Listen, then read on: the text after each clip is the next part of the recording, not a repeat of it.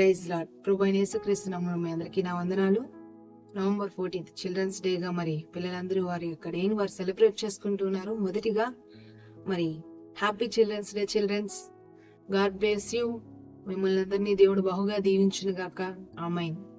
అయితే మరి ఈ దినాన్ని జ్ఞాపకం చేసుకుని మీ అందరితో దేవుని లేఖనాల నుంచి ఒక మాటను మీతో పంచుకోవాలని ఆశపడుతూ ఉన్నాను. మరి దేవుడు పిల్లలు ఎలా ఉండాలని ఆశపడుతున్నారు, చిన్న బిడ్డలు ఎలా ఉండాలని ఆశపడుతున్నాడంటే మనందరికీ తెలిసిన మాటే. దేవుని వాక్యంలో నుంచి మరి ఆయన ఇచ్చిన ఆజ్ఞల్లో నుంచి మనం జ్ఞాపకం చేసుకుంటే నిర్గమాకాండము 20:12 దేవుడు చెప్తూ ఉన్నాడు, నీ దేవుడైన యెహోవా నీకు అనుగ్రహించు దేశంలో నీవు దీర్ఘాయుష్మంతుడగునట్లు నీ తండ్రిని నీ తల్లిని సన్మానించమని దేవుడు చెప్తూ ఉన్నాడు.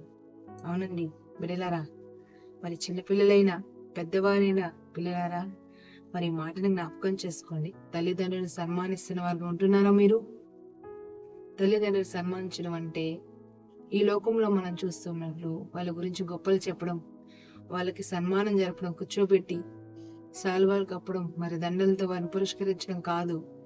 అది ఈ లోకరీత్యా సన్మానం. మరి దేవునిలో సన్మానం అంటే వారి మాటకు విధేయులు అవ్వాలి, వారు చెప్పినట్లు జీవించాలి, మరి వారిని సంతోష పెట్టే పిల్లలుగా మరి ఉండాలి. అది తల్లిదండ్రులను సన్మానించడం అంటే దేవుడు తెలియజేస్తుంటగా ఈ సమయంలో.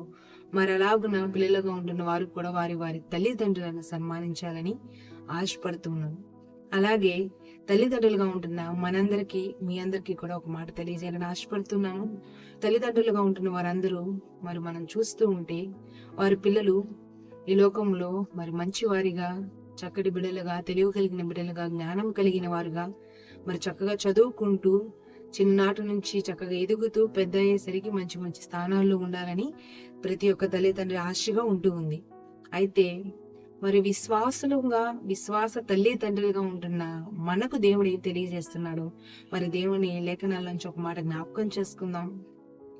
సామెతల గ్రంథము 22 మరి 6 దేవుడు చెప్తున్నాడు, బాలుడు నడవవలసిన త్రోవను వానికి నేర్పుము, వాడు పెద్దవాడైనప్పుడు దాని నుంచి తొలగిపోడని. అవును కదా ప్రియులారా, మరి తల్లిదండ్రులుగా ఉంటున్న వారి సమయంలో మరి జ్ఞాపకం చేసుకుందాం ఈ మాటను. మరి మన బిడ్డలను ఈ లోకంలో మరి గొప్పవారిగా, మరి మంచివారిగా, తెలియగలిగిన వారిగా, జ్ఞానవంతులుగా ఉండాలని మనం ఆశపడుతున్నాం. అలాగే మరి దేవుని బిడ్డలుగా ఉంటున్న మనము మన పిల్లలు కూడా మరి దేవుని మార్గంలో, దేవుని త్రోవలో నడిచేవారుగా ఉండాలని మనం ఆశ కలిగి ఉండాలి. అలాగని వారిని మనం పెంచాలి, దేవునిలో వాళ్ళని పెంచాలి. అలాగ పెంచితే, వారిని చిన్ననాటి నుంచి మనం అలా పెంచితే వాళ్ళు పెద్దవాళ్ళు అయినప్పుడు, అంటే బైబిల్లో పుట్టినట్లు ఉన్న వచనం కింద వృద్ధుడైనప్పుడు అని ఉంది, వాళ్ళు ముసలితనంలో, వృద్ధాప్యంలో కూడా మరి ఆ త్రోవ నుంచి తొలగిపోరంట. కాబట్టి తల్లిదండ్రులుగా ఉంటున్న మనమందరం కూడా మన బిడ్డలను అలాగ దేవుని త్రోవలో, దేవుని మార్గంలో బిడ్డల్ని పెంచడానికి ఇష్టపడదాం. అలాగనే దేవుడు మనందరికీ కూడా సహాయం చేయను గాక. ఆమేన్.